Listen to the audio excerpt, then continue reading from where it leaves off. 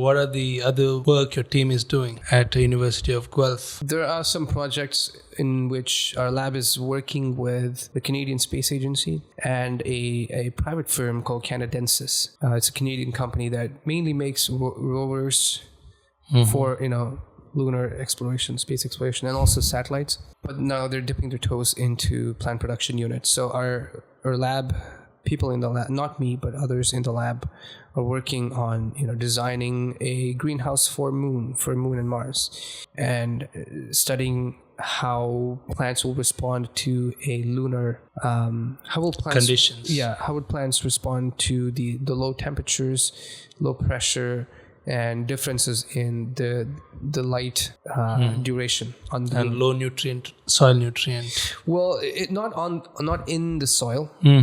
Okay, soil would be earth soil, like it would be hydroponic, so the nutrients will be supplied. Right. But the thing is, the temperatures, there's drastic temperature swings. The lighting could be different. Right. Depending on where you even land in on the moon. temperature, there is not just low temperature, but also sudden fluctuation of temperature, right? Huge drastic changes. Right. So how would plants adapt to the fluctuations?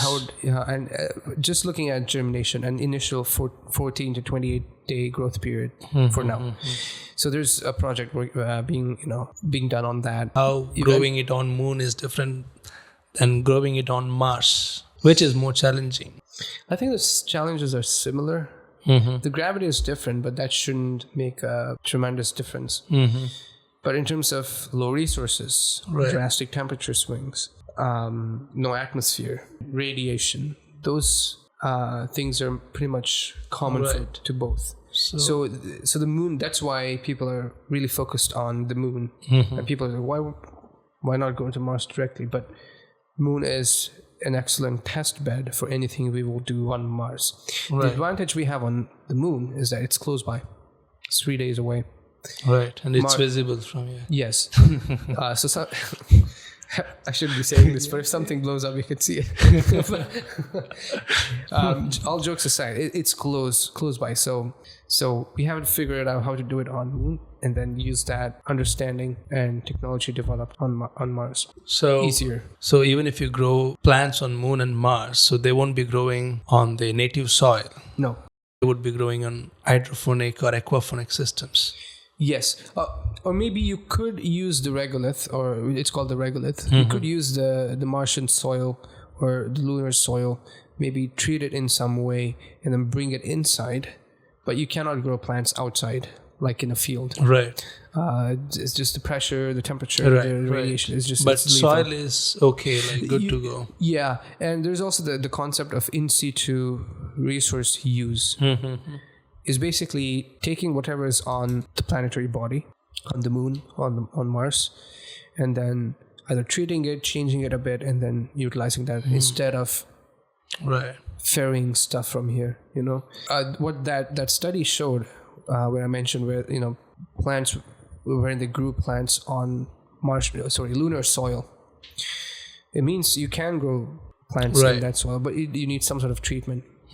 Like enhancing it with some growth factors, like or microbes, rebalancing, improving the structure, maybe using some organic amendments, or changing the nutrient balance, because inherently it's sort of toxic to plants. Right. Yeah, and also the lunar soil is structurally quite it's sharp.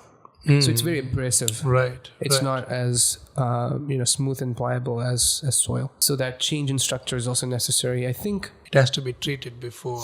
Yeah, some sort of organic amendments or something like that could be done. But yeah. But it's quite interesting. Like terraforming has been a huge interest of mine since in my degree days, when I used to think about how a planet can be transformed. Plants are grown. Like how the decomposition of plants would take place there, and how would it bring about the change in their native soil, and what next? Would life continue from there? Does it become more and more suitable for plant growth? There's so much knowledge to be acquired there in terraforming, and pretty exciting field.